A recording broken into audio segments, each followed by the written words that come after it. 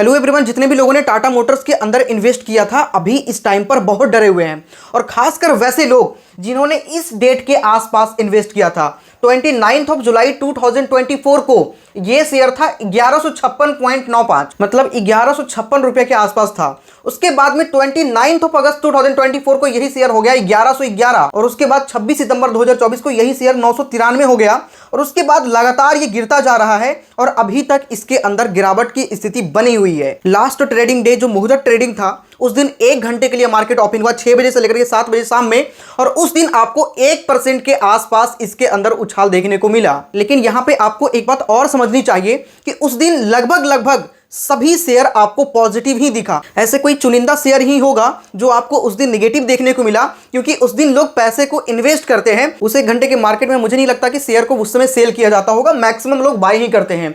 तो अभी सबसे इंपॉर्टेंट पॉइंट जो लोगों के मन में चल रहा है कि अभी आपको क्या कुछ करनी चाहिए। क्या अभी आपके पास मौका है या फिर अभी थोड़ा आपको और रुकना चाहिए? क्या इस गिरावट के समय में अभी इस शेयर के अंदर और गिरावट आ सकती है, या फिर जो सबसे लोएस्ट पॉइंट है जहां पे आपको एंट्री लेना चाहिए वो कौन सा पॉइंट है? सबसे इंपॉर्टेंट सवाल आज के इस वीडियो में हम लोग डिस्कस करेंगे।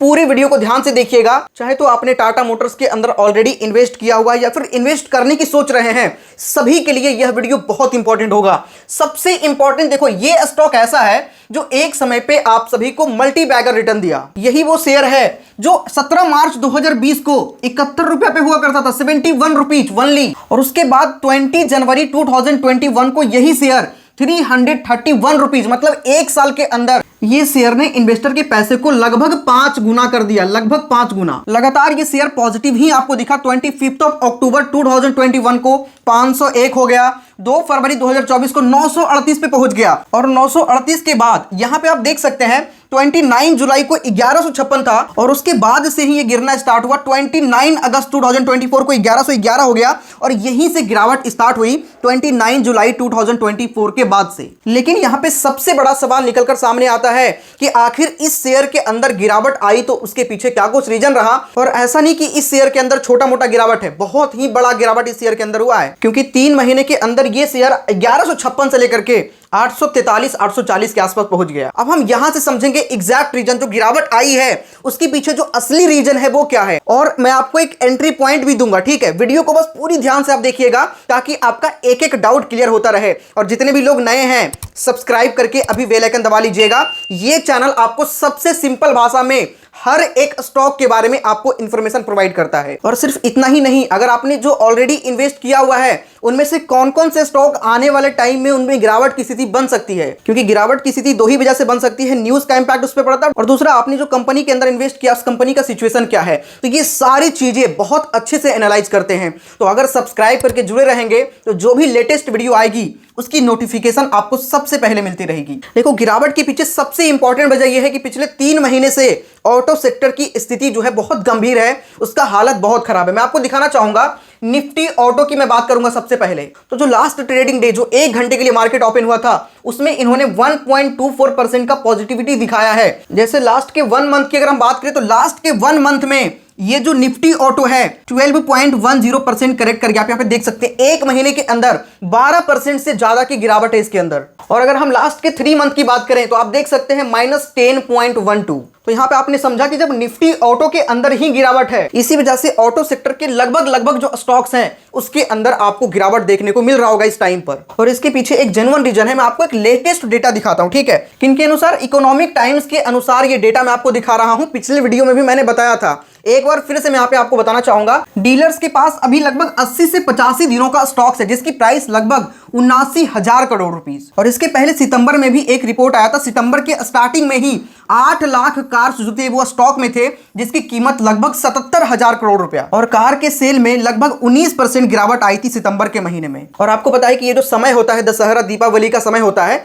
इस समय पर लोग बहुत पहले से सोच के रखते हैं कि हम दशहरा या फिर दीपावली पर जो है कार्स को परचेस करेंगे, कार को बाई करेंगे। और इस वजह से हर एक कंपनी बहुत सारे स्टॉक्स रखते हैं कार्स को, ताकि इस समय पर कार्स सेल होंगे फेस्टिवल के समय पर। लेकिन इस बार ऐसा कुछ हुआ नहीं, और आप डेटा साफ साफ देख सकते हैं कितने ही कार्स स्टॉक पड़े रह गए, जिसमें सबसे टॉप नंबर पर रहा मारुति सुजुकी, दूसरे नंबर पर हुंडई, तीसरे नंबर पर महिंद्रा, और 4th नंबर पर रहा टाटा मोटर्स, और 5th नंबर पर किया। तो इस समय पर गिरावट की वजह सिर्फ इतना है कि भाई इन्होंने इन्वेस्टमेंट तो कर दिया, कार्स तो काफी अच्छा खासा इनके पास स्टॉक है, लेकिन वो सेल ही नहीं हो रहा है, और जब सेल हो नहीं रहा है तो प्रॉफिट आ नहीं रहा, जब प्रॉफिट आ नहीं रहा है तो प्रॉफिट डिस्ट्रीब्यूट नहीं हो रहा है। तो सिंपल से यही एक फंडा रहा है ऑटो सेक्टर के स्टॉक्स में गिरावट के पीछे। दूसरा सबसे इंपॉर्टेंट पॉइंट कि जो लोग एंट्री लेना चाहते हैं, कौन सा पॉइंट पे आपको एंट्री लेना चाहिए। तो टाटा मोटर्स पर अगर हम एक्सपर्ट की राय को देखें तो आने वाले दिनों में अगर ये स्टॉक 825 के ऊपर टिका रहता है तो इसमें एक अच्छा उछाल देखने को मिल सकता है, और उसके बाद ये शेयर लगभग 910 के आसपास तक जा सकता है। उन्होंने आगे कहा कि टाटा मोटर्स की बात करें तो यह अपने सपोर्ट जोन पर है,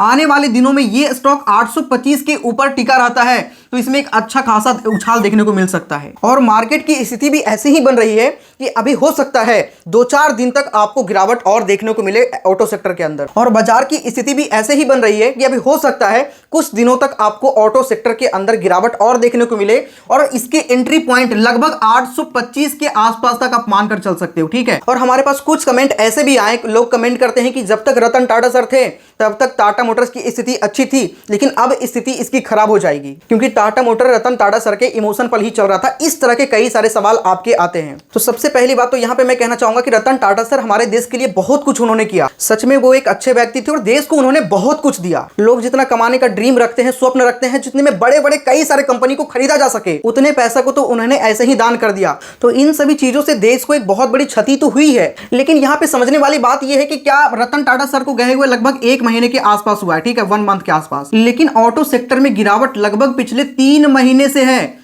आप इस बात को भी समझो, लगभग पिछले 3 महीने से ऑटो सेक्टर के अंदर गिरावट की स्थिति बनी हुई है। और दूसरी बात, टाटा ऐसे ही नहीं, टाटा के बने हुए कार्स की जो मजबूती है वो उसके लिए फेमस है, तो मुझे नहीं लगता कि इसका बहुत ज्यादा इंपैक्ट पड़ेगा। हालांकि जो अभी कमान दिया गया है वो उनके ब्रदर्स को ही दिया गया है, ठीक है। तो आप इस बात से बहुत ज्यादा डरिए मत कि ऐसी कुछ चीजें होने वाली है। और दूसरी बात की अभी एक लेटेस्ट रिपोर्ट भी है, वो भी मैं आपको दिखाना चाहूंगा इलेक्ट्रिक व्हीकल को लेकर, ठीक है, कि इलेक्ट्रिक व्हीकल में आने वाले समय में टाटा का एक अपना ही वर्चस्व होगा बहुत बड़ा। मैं आपको उसके लिए थोड़ा सा रिपोर्ट भी दिखाना चाहूंगा यहाँ पे। और इसके लिए Tata JSW groups to invent over $30 billion in electric vehicle centre amid government push report. आप यहाँ पे साफ साफ देख सकते हैं कि लगभग इलेक्ट्रिक व्हीकल के अंदर $30 बिलियन का इन्वेस्टमेंट किया जा रहा है। और आप समझना कि आने वाले समय में इलेक्ट्रिक व्हीकल की बहुत डिमांड होने वाली है, और गवर्नमेंट का भी ऐसा उद्देश्य है कि आने वाले कुछ समय के बाद 30% कम से कम इलेक्ट्रिक व्हीकल गाड़ियां चलनी चाहिए देश के अंदर, और इसमें टाटा मोटर्स बहुत ही बेहतरीन तरीके से उभर कर सामने आएगा। तो भाई देखो, इनका फ्यूचर ब्राइट है। जो मैंने टारगेट दिया, आप उस टारगेट पर थोड़ा नजर बनाकर रखना, और उसके बाद ये शेयर एक बार फिर से आपको कमबैक होता हुआ दिखेगा। और ऐसा नहीं कि इसका पास्ट में जो परफॉर्मेंस है वो खराब रहा है, पास्ट के परफॉर्मेंस इनके बहुत ही बेहतरीन रहे हैं। लगभग 70 के आसपास से चलकर लगभग 5 साल के अंदर ये स्टॉक काफी अच्छा खासा रिटर्न लोगों को दिया, 1156.95, लगभग 5 साल के अंदर ही इतना मल्टी बैगर रिटर्न दिया। तो आप इस स्टॉक के अंदर आराम से ट्रस्ट कर सकते हैं। अभी जो गिरावट आई है उसके पीछे रीजन भी मैंने आपको बताया, और इन फ्यूचर क्या कुछ हो सकता है वो भी मैं आपको बताया। बाकी जो बीच में गिरावट आई थी टाटा मोटर्स के अंदर, वो जैगवार और लैंड रोवर की जो बिक्री है उसमें कमी की वजह से भी आई थी।